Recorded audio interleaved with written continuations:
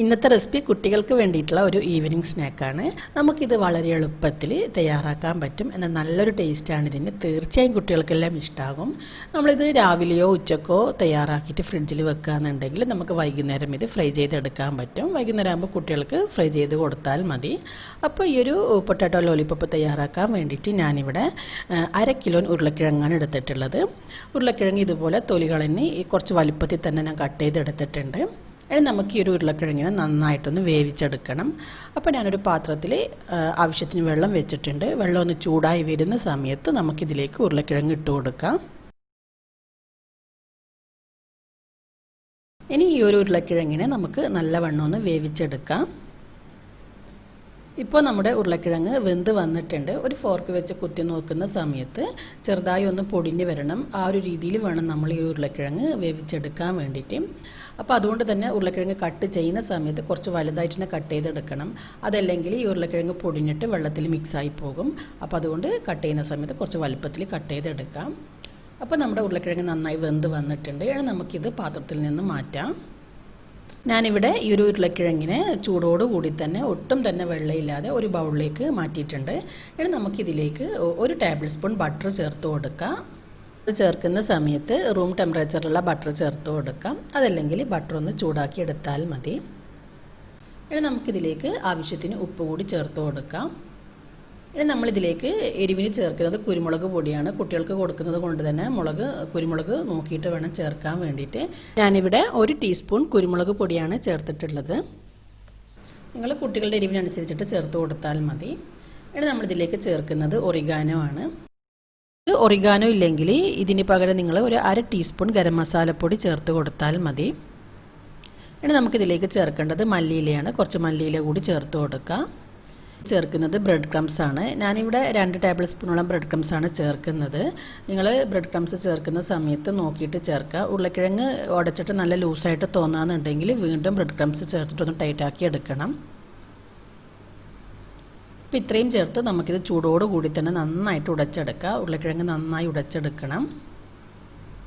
അപ്പോൾ ഇങ്ങനെ ഉടച്ചെടുക്കുന്ന സമയത്ത് നിങ്ങൾക്ക് ഉരുളക്കിഴങ്ങ് നല്ല ലൂസായിട്ട് തോന്നാന്നുണ്ടെങ്കിൽ മാത്രം വീണ്ടും കുറച്ചുകൂടി ബ്രെഡ് ക്രംസ് ചേർത്ത് കൊടുത്താൽ മതി.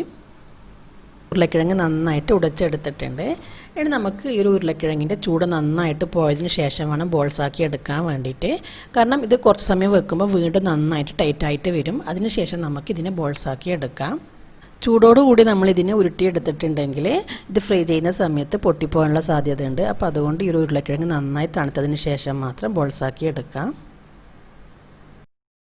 ഒരു സ്പൂൺ കൊണ്ട് കോരിയിട്ട് ഇതുപോലെ ബോൾസ് തയ്യാറാക്കാമെന്നുണ്ടെങ്കിൽ ഒരേ വലുപ്പത്തിലുള്ള ബോൾസ് നമുക്ക് തയ്യാറാക്കാൻ പറ്റും.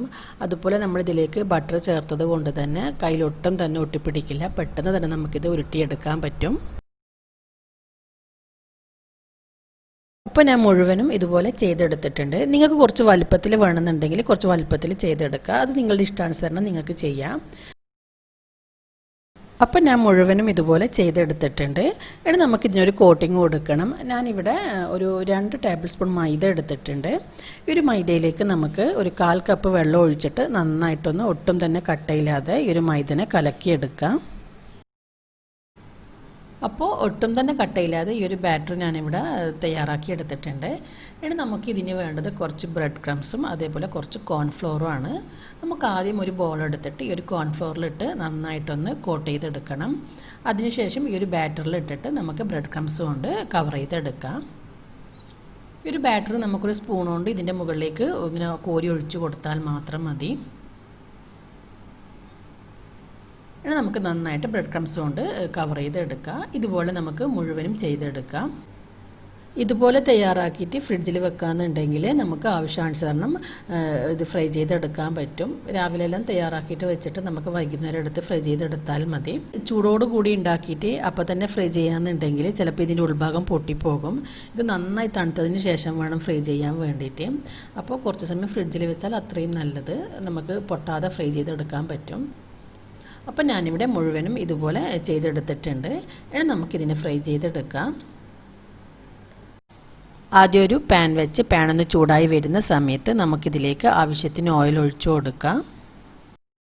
ഇപ്പോൾ എണ്ണ നന്നായി ചൂടായി വന്നിട്ടുണ്ട്. എണ്ണ നന്നായി ചൂടായി വരുന്ന സമയത്ത് ഒരു മീഡിയം ഫ്ലെയിമിലാക്കി വെക്കുക. അതിനുശേഷം നമുക്കിതിട്ട് കൊടുക്കാം.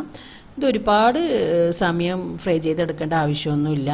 ഒരു ഗോൾഡൻ കളർ ആവുമ്പോൾ നമ്മളിത് പാനിൽ നിന്ന് മാറ്റാം. കാരണം ഇതിൻ്റെ ഉൾഭാഗമൊന്നും ഒരുപാട് വെന്ത് വരണ്ട, അതുകൊണ്ട് തന്നെ പെട്ടെന്ന് ഫ്രൈ ആയിട്ട് വരും. ഇതുപോലെ നമുക്ക് മുഴുവനും ഫ്രൈ ചെയ്തെടുക്കാം. അപ്പോൾ തീർച്ചയായും നിങ്ങളിത് ട്രൈ ചെയ്ത് നോക്കണം. കുട്ടികൾക്ക് എന്തായാലും ഉണ്ടാക്കി കൊടുക്കുക, അവർക്ക് ഒരുപാട് ഇഷ്ടമാകും. കെച്ചപ്പിൻ്റെ കൂടെ കഴിക്കാൻ നല്ലൊരു ടേസ്റ്റാണിത്. നിങ്ങളിത് ട്രൈ ചെയ്ത് നോക്കിയിട്ട് ഇതിൻ്റെ ഫീഡ്ബാക്ക് അറിയിക്കുക. ഈ ഒരു വീഡിയോ നിങ്ങൾക്ക് ഇഷ്ടമായെങ്കിൽ ലൈക്ക് ചെയ്യാനും ഷെയർ ചെയ്യാനൊന്നും മറക്കരുത്. എൻ്റെ ചാനൽ നിങ്ങൾ സബ്സ്ക്രൈബ് ചെയ്തിട്ടില്ലെങ്കിൽ സബ്സ്ക്രൈബ് ചെയ്യാനും മറക്കരുത്.